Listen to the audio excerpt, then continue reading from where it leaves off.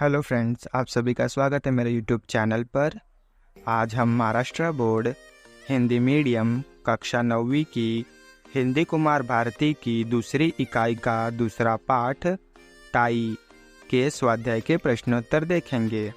स्वाध्याय से पहले आपको कुछ और भी प्रश्न दिए होते हैं, पहले उनके उत्तर देखते हैं। पहला है मौलिक सृजन। जिस व्यक्ति ने आपको सर्वाधिक प्रेरित किया है उसके व्यक्तित्व की विशेषताएं लिखिए। इसका उत्तर आपको स्क्रीन पर दिखाई दे रहा होगा। इसमें आपको शिक्षक के बारे में बताया गया है। आप किसी और व्यक्ति के बारे में भी लिख सकते हैं जिसने आपको प्रेरित किया होगा। अगला प्रश्न है स्वमत। आज के बच्चे कल का भविष्य। इस पर अपने स्वमत लिखिए। इसका उत्तर आपको स्क्रीन पर दिखाई दे रहा होगा।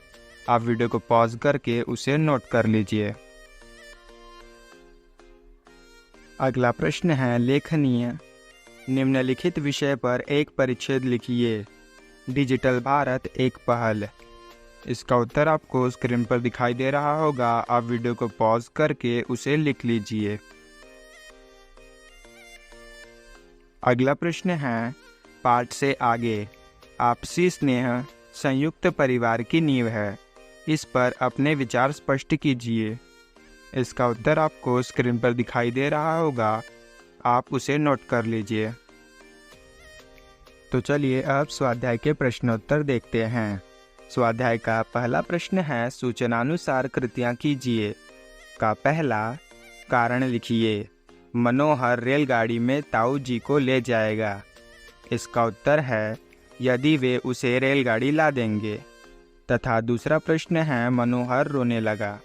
इसका कारण है क्योंकि ताई के ढकेलने से उसके हृदय पर चोट लगी थी। तो चलिए अगला प्रश्न देखते हैं। अगला प्रश्न है कृति पूर्ण कीजिए। का पहला रामेश्वरी को दुख था। इसका उत्तर है अपनी संतानहीनता का।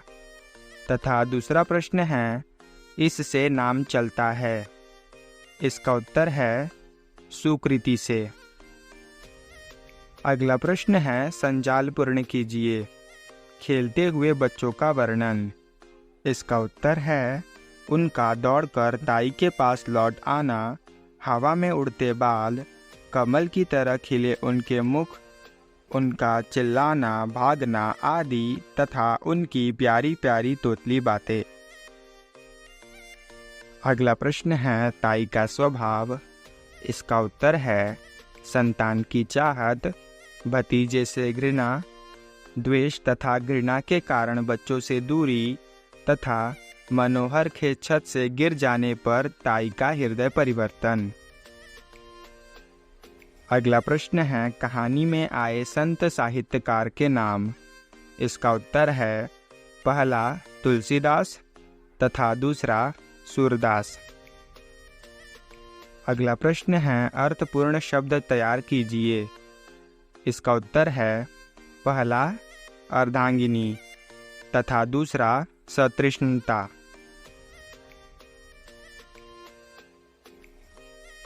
अगला प्रश्न है पाठ में प्रयुक्त अव्ययों को ढूंढकर उनका भेदानुसार वर्गीकरण कीजिए तथा उनमें से किन्हीं चार का सार्थक वाक्य में प्रयोग कीजिए।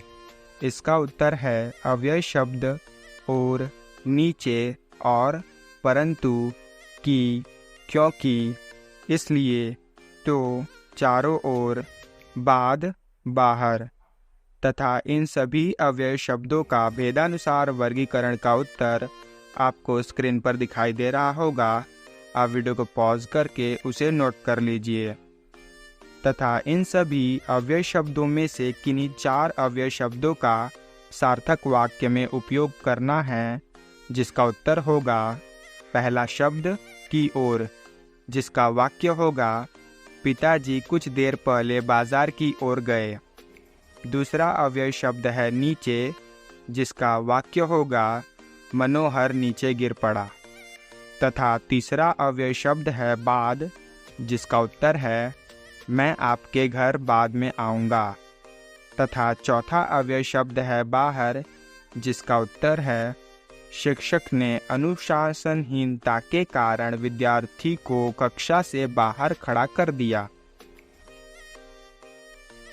अगला प्रश्न है प्रश्न तीसरा, टाई की बदलती स्वाभाविक स्थिति स्पष्ट कीजिए।